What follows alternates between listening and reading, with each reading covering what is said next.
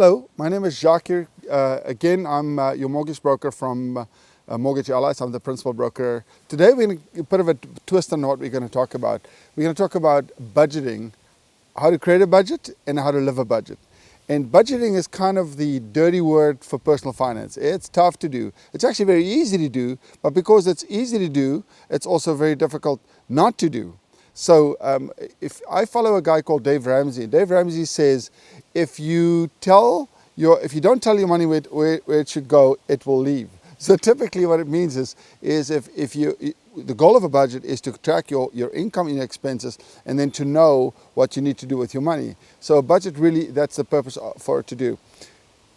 It's difficult to understand budgeting in the sense that a lot of people think it's information that drives it. However, if you do a Google search today on budgeting, you actually will get 54 million hits on budgeting. Then why is it that most of us actually cannot do a budget or balance a budget? It's very simple actually. I know it sounds simplistic what I'm about to say, but it's actually very, very simple. It's because it is only 80% behavior and only 20% information. In other words, if you go to Google and you get the 54 million hits, that's a lot of information. So how come none of us our budgets are not balanced? It's because it is behavioral based. Behavioral based meaning it has got to do with like fitness and diet. It's got everything to do with our behavior and the habits that we follow. So budgeting has been overtaught. It sometimes gets really, really boring. So my goal today is not to try and teach you, the specific of every step of budgeting.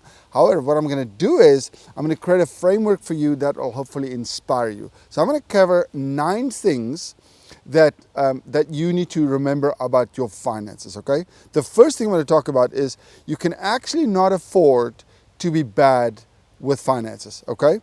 What does that mean? Budgeting is not a personality trait. People say finances, I'm just not good with finances. A guy with the name of Brian Buffini used this incredible phrase and it's helped me a lot in many things in my life. And it goes like that. Imagine you're driving on the QEW and the cop pulls you over and says, listen, you've been driving pretty badly on the highway. And you say to the cop, I'm just not good with roads. Everybody has to be good with roads, right? If you want to drive on the roads. So same thing with finances. It really is a skill that you can learn.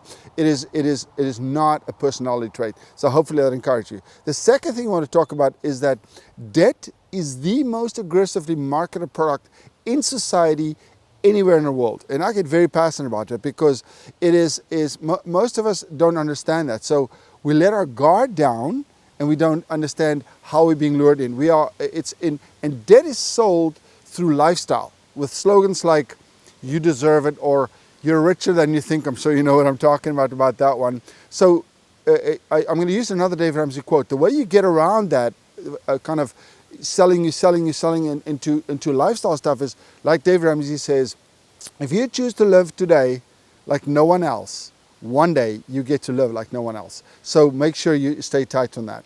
And the third thing I'm going to cover is you are in direct conflict of interest with your financial institution. I know that sounds crazy, but bear me out for a second.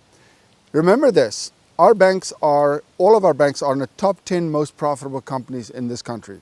Why are they there? Because they get money from us paying interest. Okay, so that's nothing wrong with that, except your goal is to become debt-free. Their goal is to get you into debt. So can you see the conflict of interest there? So if you need to understand, when your bank offers you a product, typically it's not the best for you. It's the best for the bank. So my recommendation is be educated, stay alert, and know what you're talking about. The fourth one we're going to cover is your debit card. Now, your debit card is very innocent, sounds great, but it is actually one of the greatest causes for debt. And you're going, come on, buddy, that can't be true. Well, let me explain. Again, your debit card is very convenient. I use a debit card, we all use it. However, what it does do is it takes the emotional value out of money. What do I mean with that? Do an experiment. Next time you put in gas, let's just say it takes you $100 to fill up your tank. Take 5 $20 bills and pay with 5 20s, and then the next time pay with a debit card. It feels a lot harder to pay with cash because money has emotional value. And so when you do with a debit card or Apple Pay or what do you want to call it, it takes the emotional value out of money. And that's why your debit card is far easy to overspend, which then leads you to have to use your credit card, which leads to debt, okay? The fifth one I want to cover is stay out of malls and don't read flyers, okay? What does that mean? Why do I say that? It's because I don't know about you, but when I go to a mall or I read flyers, it really tells me how I suck. It tells me how old-fashioned I am, that my clothes need to be updated, and it tells me to impress people that I'll never meet with things that they don't care about, okay? I highly recommend you spend, if you're gonna spend money on experiences, not on things. Things never make happy, experiences do make happy, okay? And the sixth one we talk about is to keep your finances top of mind. What do I mean with that? Typically in life, whatever we spend most of our time on, we end up doing and more importantly, becoming. Okay, so how do we keep our finances top of mind? The first thing I'd recommend is you read. Read financial books. And in the blog that is associated with this video, I give you 4 books, but I highly recommend you read. They have changed my life. So read, there's a few ways of reading. You can buy hardcover books. I typically read books, but if it's a really good book for me, I will actually buy the hardcover book, I put on my library, and it actually becomes an inheritance to my kids down the road. But you can also obviously buy Kindle books, and you can make notes. It's really important for me that you can make notes.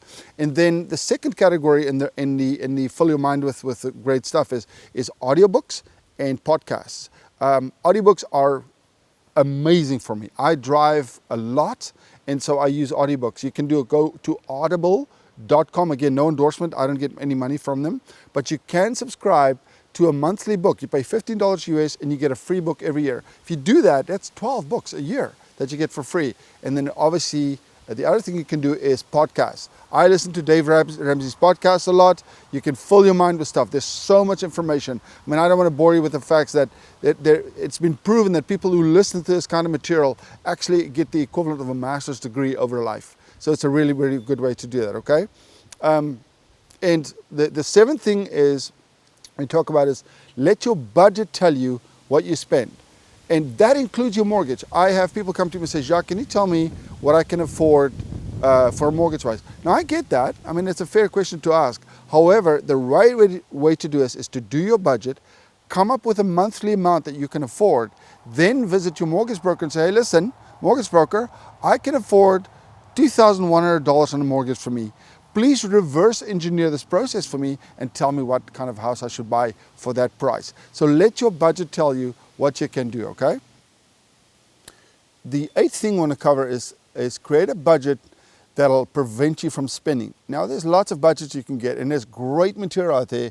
For argument's sake, you can get an app. There is Mint. Most people know about Mint. And there's another one by Dave Ramsey called Every Dollar. They're great. They actually tap into your bank account. You can download the information.